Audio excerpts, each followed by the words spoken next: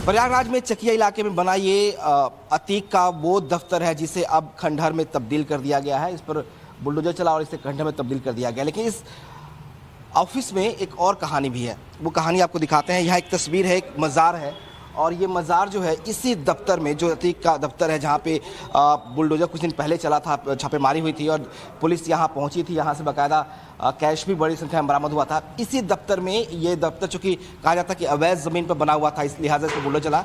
आपको एक तस्वीर और दिखाते हैं, जो एक पोर्शन है उसको छोड़ दिया गया है ऐसे ही, यहाँ पे कोई कार्रवाई नहीं हुई। और ये वो जगह है जिसे अतीक अहमद का ऑफिस के दफ्तर के अंदर बना ये मज़ार है। कहते हैं ये मज़ार अतीक और उसके परिवार के लिए बेहद शुभ माना जाता था। इसी मज़ार पर चादरें चढ़ाई जाती थी। खबर ये भी है कि अतीक ने अपने लोगों से, अपने परिवार के लोगों से जेल जाने के बाद ये कहा था कि जब भी कोई घटना हो उसके बाद यहाँ ज़रूर आएँ, मज़ार पर चादर ज़रूर चढ़ाएं। ये पेड़ है पीपल का, उसके ठीक बगल में ये आप मज़ार देख सकते हैं जो बना हुआ है।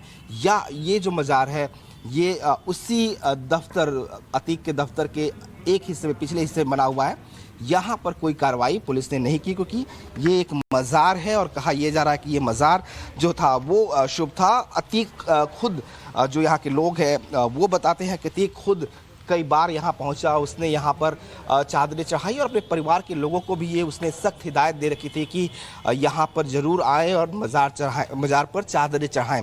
और इसीलिए शायद जब कार्रवाई भी हुई, पुलिस ने इस ऑफिस को ध्वस्त किया, जब बुलडोजर चलाई तो ये हिस्सा जो है ऑफिस का उसको ऐसे ही छोड़ दिया गया। यहाँ पर कोई कार्रवाई नहीं हुई।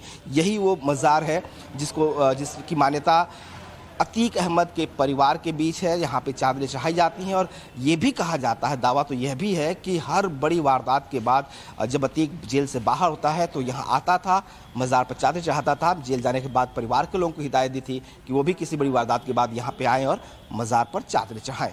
कैमरा पर्सन विशाल वर्मा के साथ विनोद मिश्रा, टाइम्स नव भारत, प्रयागराज।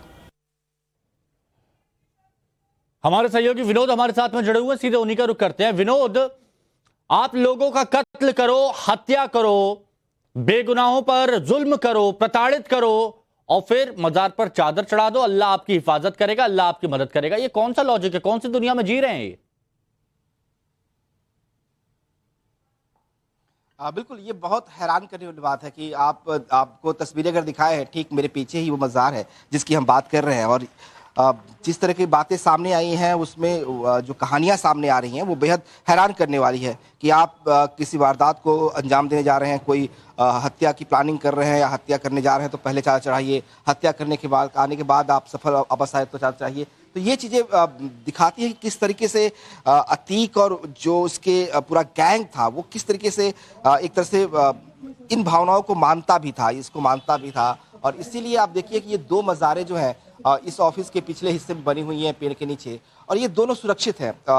इस ऑफिस पर कार्रवाई हुई है पुलिस की, बुलडोजर चला, इसको तोड़ा गया, लेकिन ये हिस्सा जो है वो अभी तक इस पर कोई कार्रवाई नहीं हुई, इसको छोड़ा गया। ये पूरा जो प्रॉपर्टी है ये अरबों की प्रॉपर्टी है जहाँ पे हम खड़े हैं। ये जो ऑफिस था बिल्कुल मेन रोड पे, और इस ऑफिस को पुलिस ने जांच में पता चला कि ये ऑफिस इलीगल तरीके से बनाया गया है, तो इस पर भी बुलडोजर चलाया गया, इसको तोड़ा गया। तस्वीर एक बार आपको दिखाते हैं इस ऑफिस के बारे में। ये 3 मंजिली इमारत है ये, और बहुत बड़ी इमारत है, अरबों की हो सकती है ये प्रॉपर्टी। यहाँ पर सब कुछ कार्रवाइयाँ हुई, यहीं पर कैश भी मिला था, आपको याद होगा, जो करीब 7 लाख रुपए जो कैश मिले थे, 72 लाख रुपए जो कैश मिले थे, माफ करिएगा, 72 लाख कैश जो है यहाँ से बरामद हुआ था। और इसी हिस्से में जो है ये मज़ार, इसी बिल्डिंग के पिछले हिस्से में मज़ार है जहाँ पर अभी तक कोई कार्रवाई नहीं हुई। और चूंकि ये मज़ार है लिहाजा यहाँ पे कार्रवाई करना उचित नहीं था शायद प्रशासन के लिए, इसलिए प्रशासन ने कार्रवाई नहीं की।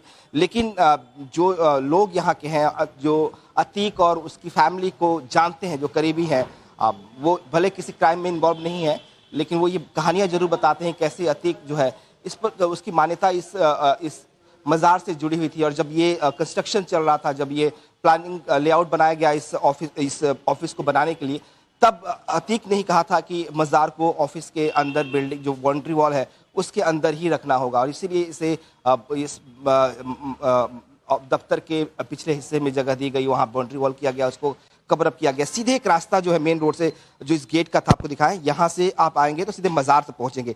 तो एक हिस्सा जो है ऑफिस का, दूसरा गेट है मेन गेट, जहाँ पे आप उसके बैठक में सीधे आएंगे। लेकिन ये जो हिस्सा था प्राइवेटली से बनाया गया था, एक गेट था जिसके जरिए आप सीधे इस मज़ार तक पहुंचेंगे। तो ये दिखाता है कि एक मज़ार बनाई और उसको अपने बिल्डिंग के अंदर बनाया, उसके अलग से गेट बनाया गया ताकि सीधे जो गाड़ी लेकर यहाँ तक पहुँच सके और यहाँ मज़ार पर चादर चढ़ा सके। तो जो कहानियाँ बताई गई है इस मज़ार को लेकर, उसमें भी कुछ सत्यता लगती है, क्योंकि अगर आप इतनी वैल्यू देते हो किसी चीज़ को लेकर तो वो एहसास होता है कि कैसे चीज़ें जो है वो धरातल पर उतारी गई होंगी और कैसे अतीक और फैमिली ने इस मज़ार को इतनी इंपॉर्टेंस दी होगी। खबर तो ये भी है जो सोर्सेज बता रहे हैं, हालांकि कोई आधिकारिक पुष्टि इसकी बात की नहीं है कि उमेश पाल शूटआउट के बाद भी जो आरोपी थे, खासतौर पर असद जो था, वो यहाँ इस ऑफिस में आया था और यहाँ पे चादर चढ़ाई थी। एक चादर उस मज़ार पर आपको दिखाई देगी, बाकी दूसरी मज़ार पर कोई चादर नहीं है। अब ये कितनी सच्चाई है इसकी पुष्टि फैमिली या असद की गिरफ्तारी के बाद ही हो पाएगी, लेकिन ऐसा दावा किया जा रहा है, कहानियां ऐसे लोग बता रहे हैं और ऐसी तमाम कहानियां आपको प्रयागराज में मिलेंगी कि लेकिन विनोद, एक चीज है, अतीक एंड फैमिली का ये चरित्र समझ में नहीं आया कि इंसान को आप इंसान नहीं समझ रहे हैं, हत्या आप किए जा रहे हैं, लोगों को परेशान कर रहे हैं, उनकी गाड़ी जो कमाई है उस पर आप अपना कब्जा जमा लेते हैं, उनकी जमीन आप हत्या लेते हैं, और एक तरफ धर्म, मतलब आप मज़ार पर जाकर चादर चढ़ा रहे हैं, एक तरफ आप अपनी धार्मिकता भी यहां पर दिखा रहे हैं। ये समझ नहीं आया, बिल्कुल समझ से परे है ये।